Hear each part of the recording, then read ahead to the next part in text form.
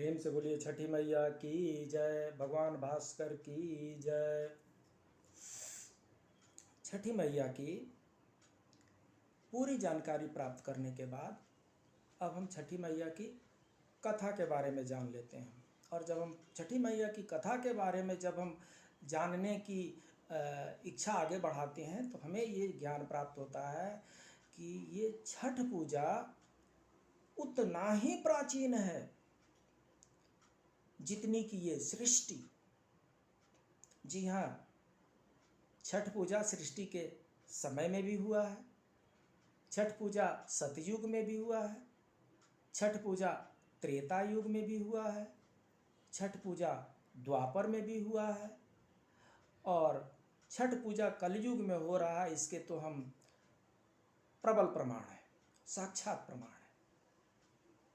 तो होता यूं है कि ब्रह्मा जी जब सृष्टि की रचना करते हैं तो सृष्टि का कार्यभार, जो जनसंख्या बढ़ाने का कार्यभार है, वो अपने मानस पुत्रों पर छोड़ देते हैं। और उन्हीं मानस पुत्रों में से एक थे कश्यप ऋषि। कश्यप ऋषि की 3 विवाह हुए थे और कश्यप ऋषि की 3 पत्नियों में एक अदिति, एक दीति और एक धनु। तो अदिति जो थी, उन्होंने अपने बच्चों को अच्छे संस्कार दिए,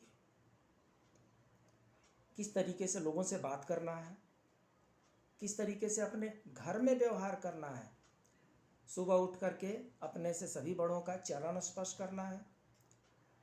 आज्ञाकारिता ही उनका सबसे बड़ा कर्तव्य है, इसका ध्यान रखना है। और ऐसे कार्य करने हैं जिससे सामने वाले को संतुष्टि पहुंचे, किसी को तकलीफ नहीं पहुंचाना है, लेस मात्र भी किसी को तकलीफ ना पहुंचे, ऐसी शिक्षा माता अदिति ने दी थी। और इसलिए माता अदिति के पुत्रों को आगे चल करके देवता के रूप में जाना गया और माता अदिति देव माता कहलाई। जो दीति थी, उन्होंने अपने बच्चों का लालन पालन किया, ठीक ठाक किया। बच्चे जो कुछ भी मनमानी करते थे उसको मनमानी को करने दिया उन्होंने। जहाँ गलत बच्चे कर रहे थे वहाँ उन्होंने टोका नहीं, रोका नहीं। जहाँ जरूरत पड़ी वहाँ पर सख्त नहीं हुई। और इससे क्या होगा कि बच्चे धीरे धीरे मनमानी करने लगे। जैसे जैसे वो बच्चे बड़े होते गए वैसे वैसे समाज के लिए दुखदाई हो गए, दूसरों को तकलीफ दे करके प्रसन्न हुआ करते थे।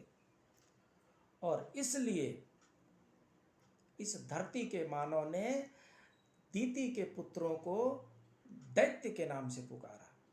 ये दैत्य हुए थे जो दूसरों को तकलीफ दे करके प्रसन्न हुआ करते थे। धनु जो थी वो इन दोनों से हटके थी। धनु ने न सिर्फ अपने बच्चों को खुली छूट दे रखी थी, वरन अपने बच्चों को हर खराब चीजें सिखाती थी। ईर्ष्या भाव ये था कि मेरे बच्चे इतने ताकतवर हो जाएं, मेरे बच्चे इतने बदमाश हो जाएं कि दीति के बच्चे हों चाहे अदिति के बच्चे हों, इनसे ये आगे निकले। और वो तो इतने खुरापाती हुए कि धरती पर त्राहि त्राहि मचा दिए। और इसीलिए धनु के बच्चों को हम असुर के नाम से जानते हैं।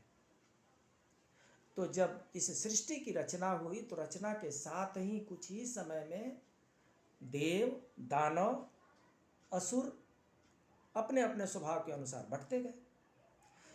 कालांतर में ऐसा हुआ कि अपनी अपनी जो भी मान्यताएं थी, अपनी अपनी जो भी धारणाएं थी, अपनी अपनी जो भी क्षेत्र थे, कालांतर में इन तीनों में आपस में मुठभेड़ होने लगे।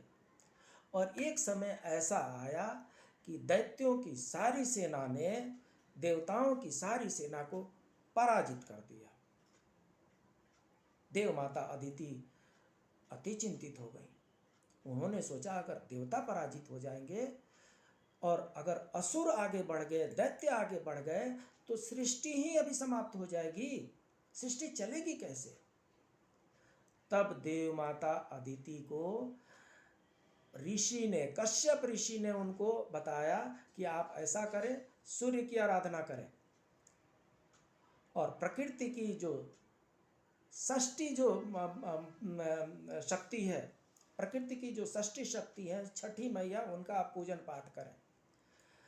कश्यप ऋषि की पत्नी अदिति ने, जो देव माता है, उन्होंने षष्ठी, सूर्य षष्ठी का व्रत किया, सूर्य भगवान की पूजा की, और सूर्य षष्ठी के प्रभाव से देव माता अदिति को आदित्य जो है, सूर्य जो है, वो पुत्र के रूप में प्राप्त हुए। अब जब आदित्य पुत्र के रूप में प्राप्त हुए, तब जो देवताओं की सेना थी वो प्रबल हो गई, और तब जाकर के असुरों पर ये लोग धावा बोल करके उनको हरा सके। तो प्रकृति के बनते समय भी छठ की जो पूजा पाठ की जो परंपरा थी, छठी मैया की पूजा पाठ उस समय भी हो रहा था। और इस सृष्टि में माता अदिति पहली वो ऐसी महिला है, नारी हैं, जिन्होंने छठ मैया का पूजा पाठ किया था, ऐसा दृष्टिगोचर होता है। सूर्य की पूजा तो कालांतर से होते आ रहा है, जिस समय से सृष्टि बनी है उसी समय से सिर्फ सूर्य की पूजा होते आ रही है। लेकिन सूर्य भगवान, सूर्य के साथ साथ छठी मैया के भी पूजा पाठ होती हो, षष्ठी पूजा होती हो, छठ के दिन व्रत त्यौहार किया जाता हो, 36 घंटे का निर्जला व्रत रखा जाता हो, 4 दिनों का महापर्व मनाया जाता हो, इसका जो प्रादुर्भाव हुआ वो देव माता अदिति के द्वारा हुआ। तो ये पहली कथा है सृष्टि के समय की। अगले वीडियो में मिलते हैं दूसरे कथा के साथ। तब तक के लिए जय श्री राम।